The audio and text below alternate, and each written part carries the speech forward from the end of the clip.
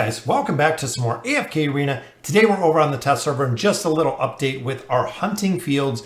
So unfortunately, we still have players that are AFK. I'm not sure if anyone just kind of quit playing, but ultimately looking in here, some of the things that I really wanted to show is when you're picking your faction, make sure you choose the two most highly demanded faction or the two factions that you're really going to be best at. We've actually got two of our heroes leveled up a little bit. We leveled up Sophia to level 2 with her essence. So essentially we didn't kill the boss. The other thing that I noticed is also with the bag is we get one of these. It seems like a challenger seal. No one has attacked any of the bosses since we attacked the bosses yesterday. The challenger seals, I had 2 when I got in today, which makes me think you get 1 challenger seal, I would say roughly every 12 hours. Because again, we haven't had any movement. We haven't had any progression here other than me attacking the boss and collecting my loot. So here is the boss that we've been attacking. I got both of these chests today with my other battle, and I think this one is going to allow us to kill this boss out. It should. He only had 7 levels left, so now he's down to 4. Here comes the boom. Sophia ult just absolutely destroys him. There we go, guys. Gorvo is dead. I wanted to see what we get out of this chest. There is our chest. I know it is random drops, but let's see what we get. Legendary chest, guys. First one is not too bad. We got two little relics in there. The obsolete bow and the golem core, which I think we already had a golem core.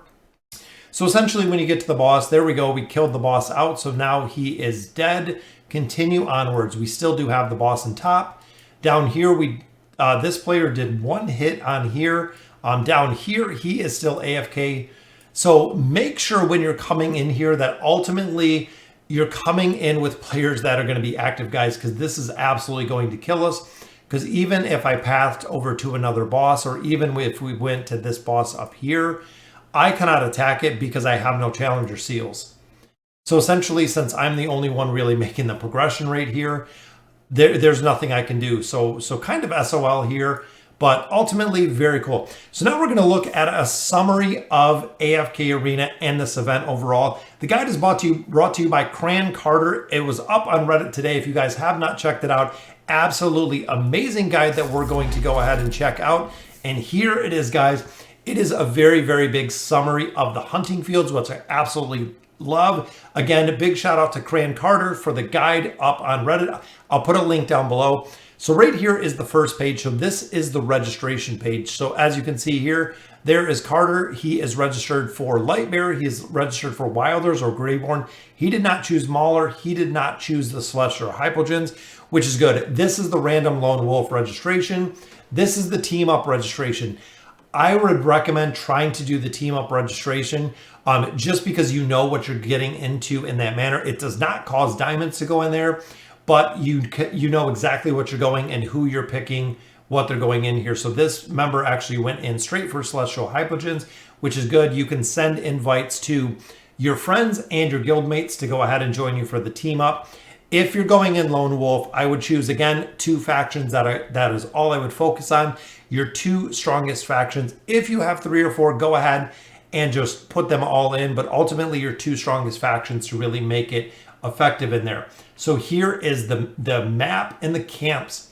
So these camps are the same as the Abyssal Expedition. You can start and you can put any hero in here from this faction. You'll actually get this bonus as long as I believe they are Elite Plus. I don't remember Elite heroes being in there, but it looks like Garrison and Elite Wilder, so they could be in there as well.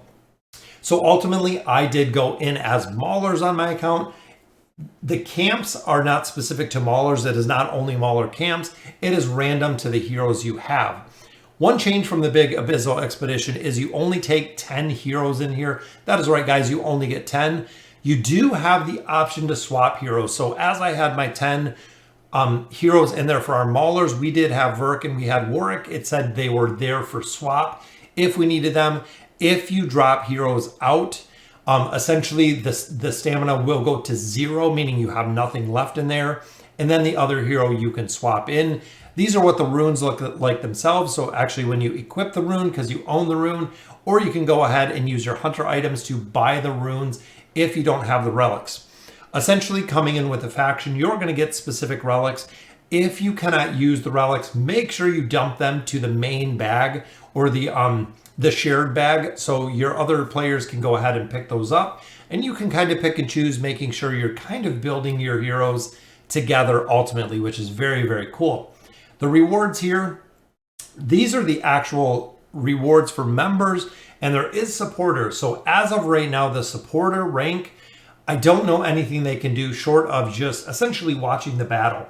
Now, also do remember that the supporter rank is based on the squad level. So if you're a supporter in a squad that only makes it to expert, you're only going to get rewarded with expert. So definitely keep that in mind when you're joining squads as a supporter, making sure that they can go ahead and finish that out without sacrificing too much loot and missing out on those tier 3 stones.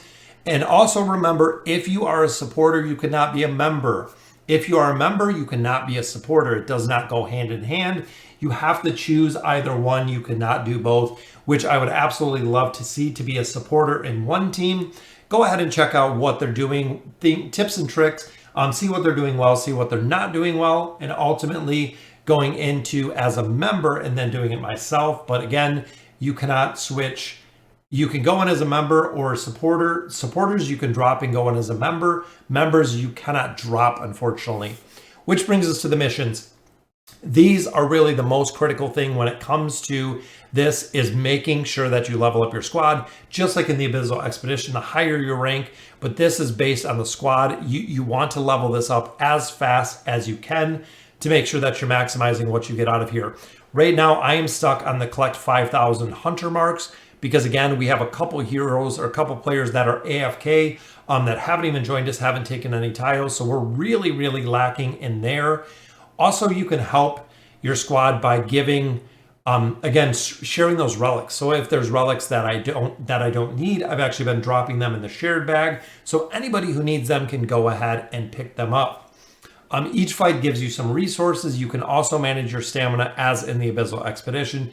So keeping pretty much 2 5-man teams. The movement tiles only take 1 stamina, which is very easy to manage. It does use martial ratings. So remember, all players are 240 based on the resonating crystal. All the gear are mythic tier 1 and include faction bonuses, but are unenhanced. If a player is already equipping mythic tier 3 gear, the hero bonuses will be retained. So it does have the faction bonuses, same rules that we use for the Abyssal Expedition. All signature items are retained. Elder tree levels are retained. Oaken furniture are preserved. Artifacts do not count. Union bonuses do not count. So unfortunately, those do not count at all. These are the mini bosses, and this is the boss that I actually just showed you. So the mini boss allows you to obtain relics from the heroes. Essentially, the best way that I found to do this is to go ahead and take down one boss in its entirety to stack your relics very, very quickly, instead of spreading those attack tokens across a bunch of different bosses. Kill the boss out as fast as you can, move on to the next boss, or at least have probably 4 of the 5 heroes, maybe even 3 of the 5 heroes. Go ahead and focus down one target. You can kill them very, very easy depending on your level. But ultimately, once you get your first relic, you should have no problem taking down the boss. Between, again, 3 or 4 of you attacking the boss. Once you take down the first boss and you get a couple relics, the rest of the mini bosses will be very easy to take down. This is the main boss. This is the gate boss that is up right now. It is Khazard. Essentially, you have to kill all 3 of the sub-levels down here, taking out these teams, which it looks like they're already on level 3, and then killing Khazard out himself. This is the supporter role. So you can also join friends or guildmate instances as a supporter. You can have up to 10 supporters per team, which means, guys, in there, if you do have 5 heroes that you're playing, running through your own hunting ground, 10 other players can support you, 10 other players can watch, 10 other players will get free loot off of you doing very well in there. So this is kind of a general synopsis of the whole entire hunting ground. Again, big shout out to Cran Carter from AFK Arena contributors. Right in the bottom right, Discord, Twitter, his Reddit, everything in there. This guide is up on Reddit, and I will go ahead and pop it in there so you have a link to it. Very, very cool guide. Again, guys, just a synopsis of the hunting fields. So go ahead, let me know in the comments below what you guys think. And as always, thank you guys for watching.